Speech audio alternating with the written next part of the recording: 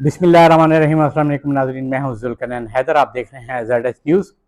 नाज़रीन, तीन इंतहाई अहम खबरें हैं। एक खबर जो चल रही है कि जी चीफ जस्टिस से इंटेलिजेंस अफसरान की मुलाकात हुई है, उसमें कि DGISI भी थे, DGMI भी थे और दीगर अफसरान थे। तीन जजेस से उन्होंने मुलाकात की है। इस मुलाकात का अहवाल के हवाले से भी आपको आगाह करता हूँ।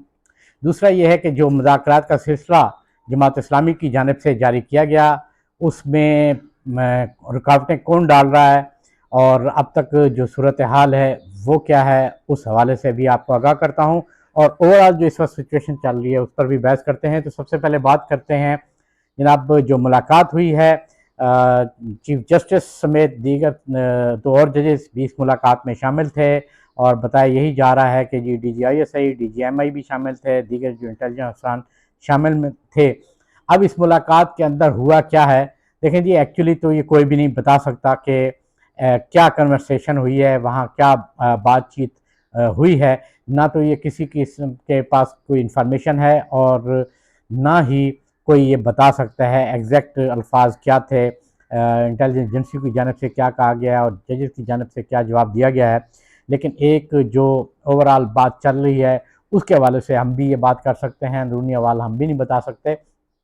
तो असल जो कहानी है वो यही है कि बताया यही जा रहा है कि जनाब, जो मुल्क की सिचुएशन है इस वक्त, जो मुल्क में आइनी बहरान पैदा हुआ है और उस पर कैसे काबू पाया जाए, इसका जो रास्ता है वो निकाला जाए और इसका रास्ता क्या निकलेगा, उस पर बातचीत जो है वो की गई है। एग्जैक्ट अल्फाज हमारे पास भी नहीं है कि वो क्या हुए हैं, लेकिन इतलात ये भी हैं कि एक रिपोर्ट जो है वो भी चीफ जस्टिस के हवाले की गई है, जिसमें ओवरऑल मुल्क की सिक्योरिटी की सूरत हाल है, माशी सूरत हाल है, उसमें कोई माशी एमरजेंसी भी लगाने का दिया है, वो दिया गया है।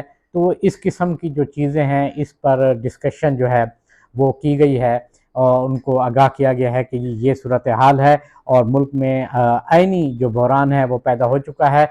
तो इससे रास्ता जो है वो इससे निकाला जाए। अब रास्ता कैसे निकाला जाए और क्या वो फार्म होगी उस रास्ता निकालने की, वो इस हवाले से कुछ भी कहना काबिल वक्त है। हाँ, ये एक बात और जो है वो बिल्कुल क्लियर हो गई है कि जो सुप्रीम कोर्ट ने रिपोर्ट मांगी थी स्टेट बैंक ऑफ पाकिस्तान से और इलेक्शन कमीशन से कि वो बताएं, जो उनको ऑर्डर दिया गया था स्टेट बैंक को कि वो पैसे जो हैं इलेक्शन कमीशन को जमा कराएं, 21 अरब रुपए।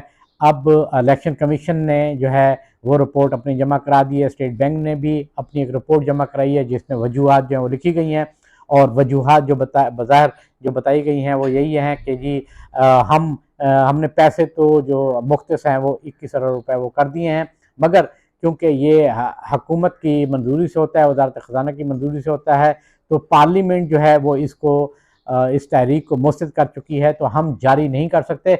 उसकी एक वजह यह भी है कि हुकूमत की तरफ से वाज़ेह तौर पर धमकियाँ भी दी गई हैं। वज़ीर दाखिला ने भी कहा और वज़ीर कानून ने भी कहा, और ये धमकियाँ सिर्फ स्टेट बैंक को नहीं दी गई बल्कि जजेस को भी दी गई हैं कि जी जो पैसे ले रहा है या जो पैसे दे रहा है उनसे ये रिकवरी भी होगी और रिकवरी बड़ी सख्त भी हो सकती है। यानी इशारा ये है कि उनके खिलाफ केसेस भी बन सकते हैं।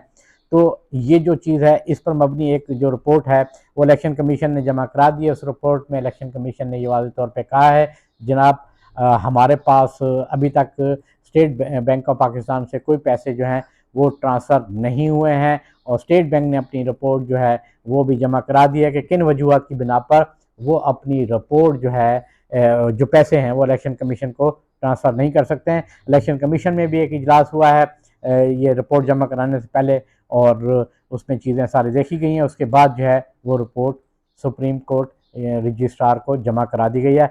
अब इसके ऊपर जो अहम चीज़ है वो ये है कि अब सुप्रीम कोर्ट ऑफ पाकिस्तान क्या करेगी।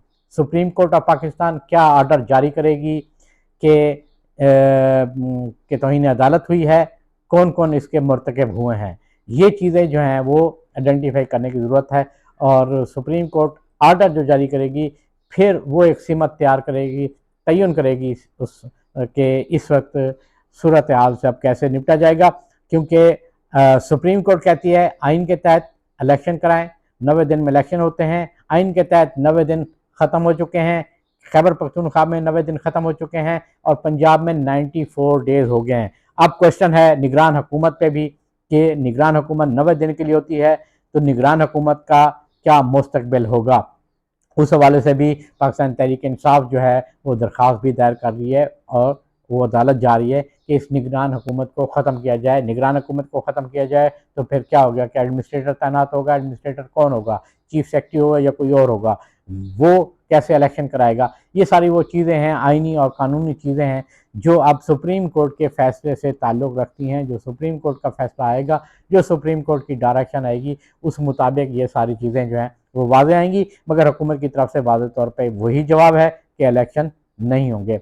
रही बात मुज़ाकरात की, तो जो बैकडोर मुज़ाकरात चल रहे हैं, अब ये बात उड़ाई गई जनाब के इमरान खान ने कहा है कि जी उनके मुकदमात जो हैं वो ख़त्म किए जाएँ। जो जमात इस्लामी के साथ मुज़ाकरात हुए हैं, तो उस पर जमात इस्लामी ने अपना मौक़िफ़ भी दे दिया है कि उस मुलाकात में इमरान खान की जानिब से ऐसी कोई बात नहीं की गई है। मगर एक दरख्वास्त जो है वो हाई कोर्ट में भी दे दी गई है कि जो 150 मुकदमात हैं ये सारे के सारे खारिज किए जाएँ, क्योंकि ये बेबुनियाद मुकदमात जो हैं वो बनाए गए हैं। आज इस्लामाबाद हाई कोर्ट में पेश होना था इमरान खान ने, मगर वो पेश नहीं हुए। उन्होंने बताया कि सिक्योरिटी खदशात की वजह से वो यहाँ पर पेश नहीं हुए हैं।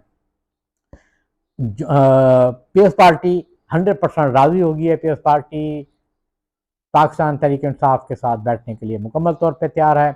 नून लीग के कुछ धड़ों ने भी इस बात की हिमायत की है, मगर मौलाना फजल रहमान मुसलसल इस बात पर अड़े हुए हैं। वो इस्टेब्लिशमेंट को भी पैगाम दे रहे हैं कि हम इनसे मुज़ाकरात नहीं करेंगे। अब कुछ लोग कहते हैं जी इमरान खान से नहीं मुज़ाकरात करने, उनकी टीम से करने के लिए तैयार हैं। तो इमरान खान भी ये वाज़ेह तौर पे कह चुका है कि वो डायरेक्ट बराह रास्त नहीं बैठेंगे मुज़ाकरात में, बल्कि जो उनकी टीम है वो बैठेगी। अब इब्तदाई तौर पे जो 3 रुकनी टीम बनाई थी जमात इस्लामी के लिए, इसके अलावा अदर जो ऑप्शन हैं जो नून लीग की तरफ से दिए गए हैं, वो परवेज़ खटक और शाह कुरैशी कि इनका जो ग्रुप है इनके साथ हम मुज़ाकरात के लिए तैयार हैं। माजी में भी यही लोग मुज़ाकरात करते रहे हैं, तो अब भी हम इन्हीं के साथ मुज़ाकरात के लिए तैयार हैं। और जो मुस्लिम लीग नून के रहनुमा है जवेद लतीफ़, वो इस हवाले से आगाह कर चुके हैं कि वो हम उनके साथ बैठने के लिए तैयार हैं।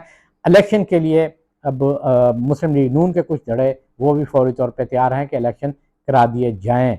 ये भी बताया गया है कि वज़ीर-ए-आज़म शहबाज शरीफ इंतहाई परेशान हैं कि क्या होगा, ये ना हो कि उनके ऊपर तौहीन अदालत हो जाए और तौहीन अदालत में वो भी नाअहल हो जाएँ। इस सूरत हाल में क्या होगा।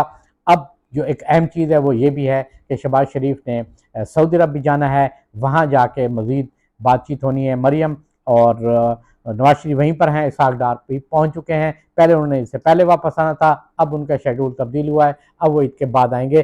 तो वहीं पर ही अब सऊदी अरब में प्लान बनेगा, सऊदी अरब में बात होगी कि जी अब आगे क्या करना है, इलेक्शन कराने हैं नहीं कराने, या जो नवाज शरीफ के मुतालबात हैं वो किस हद तक पूरे हो चुके हैं और किस हद तक पूरे होने हैं। नाज़रीन, ये थी ताज़ा तरीन। इंशाअल्लाह नई वीडियो के साथ फिर हाज़िर होऊंगा, तब तक के लिए अल्लाह।